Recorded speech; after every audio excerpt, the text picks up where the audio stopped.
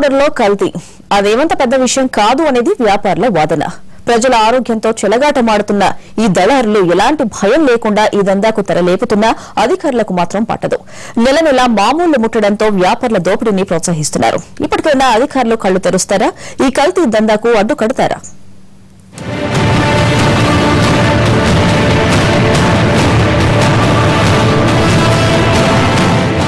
ఎర్రటి కారం అంటే సహజంగా మిర్చి తొడిమి తీసేసి ఎండబెట్టి కారం తయారు చేస్తారని భావిస్తారు. అత్యున్నత ప్రమాణాలతో జాగ్రత్తగా ప్యాక్ చేస్తారని అనుకుంటారు.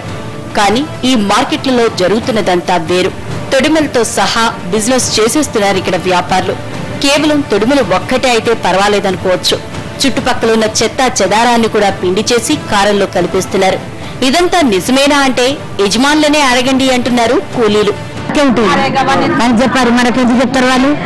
వాళ్ళకి చెప్పుకుంటారు, మన గిట్ట అని అట్టుకొస్తారు. ఏర్పడదు వాళ్ళే చూసుకుంటారు.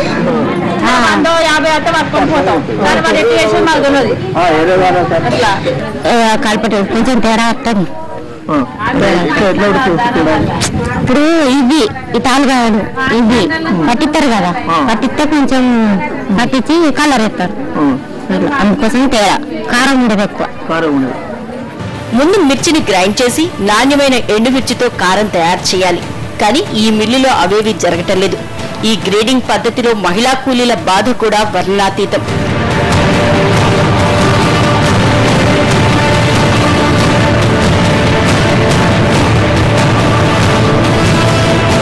వేరు చేసిన తొడిమల్ని చెత్తకుప్పల వద్ద లేక ఊరికి దూరంగా తీసుకెళ్లి కాల్చేయాలి.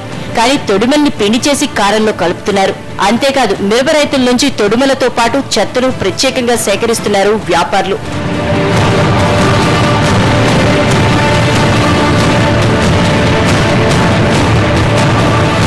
ప్రతి మిల్లులోనూ క్వింటాలు కొద్దీ తొడిమలు కొనుగోలు చేస్తారు. కళ్ళెదిటే ఈ తొడిమల చెత్తను మిల్లులో వేసి దశల వారీగా గ్రైండ్ చేస్తారు. అలా గ్రైండ్ చేసిన పౌడర్ ని కారంలో కలిపేస్తారు. మనం ప్రత్యక్షంగా ఒక మిల్లులో ఉన్నాం. మిర్చి పౌడర్ ఏ విధంగా తయారవుతుంది, కారం పొడి ఏ విధంగా తయారవుతుంది ఒకసారి మనం తెలుసుకునే ప్రయత్నం చేస్తున్నాం. ప్రస్తుతం ఇదంతా కూడా ఎర్రటి మిర్చి, ఇటువైపు తాలు అంటే తొడిమెలు.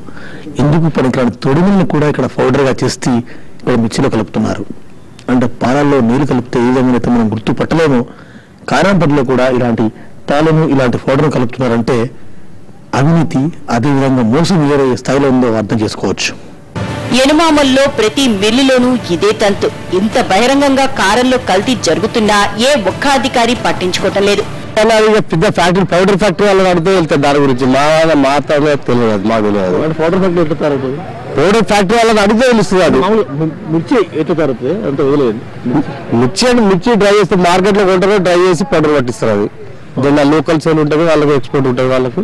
వాళ్ళ దగ్గర అన్ని విధాలు తెలుస్తుంది, వాళ్ళని తెలుసుకుంటే వెళ్తుంది. అది కారంలో ఈ కల్తీ పని ఏంటని ఎన్టీవీ ఆరా తీస్తే అసోసియేషన్ నేతలు రంగంలోకి దిగి ఇదంతా తమకు మామూలేనంటున్నారు. లోకల్ గా ఇప్పుడు పెద్ద పెద్ద ఇండస్ట్రీ ఉన్నాయి వరంగల్లో, కరాని కానీ ఏనా స్పైసెస్ కానీ వీళ్ళంతా లోకల్ ప్యాకింగ్ తెలంగాణలో ఇచ్చేస్తారు. అవుట్ ఆఫ్ అంటే బాంబే ఇస్తారు, తర్వాత యూరోప్ కంట్రీలకు, అమెరికా లాంటి కంట్రీలకు సప్లై చేస్తారు. కలర్ మాత్రం ఎలాంటి పరిస్థితుల్లో కలర్ తొడిమలు మాత్రం కలపరు. యాక్చువల్ అయితే తొడిమలు కలపకూడదు, కలర్ కూడా వేయకూడదు. ఒకవేళ వాళ్ళకి గిట్టుబాటు రేటు అడిగినప్పుడు గిట్టుబాటు కొరకు కలిపితే కలుపుతారు కావచ్చు, కానీ యాక్చువల్గా అయితే తొడిమలు అయితే కలపరు. దానికి అనేది ఏముంది, ఇప్పుడు మార్కెట్ గా మామూలుగా 135 రూపాయలు 150 రూపాయలు పౌడర్ నడుతుంది. వాడు 25 రూపాయలు 30 రూపాయలు కావాలన్నప్పుడు తొడుములు కలిపి బేరం చేస్తున్నారు కావచ్చు. అది నా దృష్టికి అయితే ఏం కాలేదు. ఒకవేళ మా దృష్టికి వస్తే మాత్రం వాళ్ళు కలిపొద్దని చెప్తాం.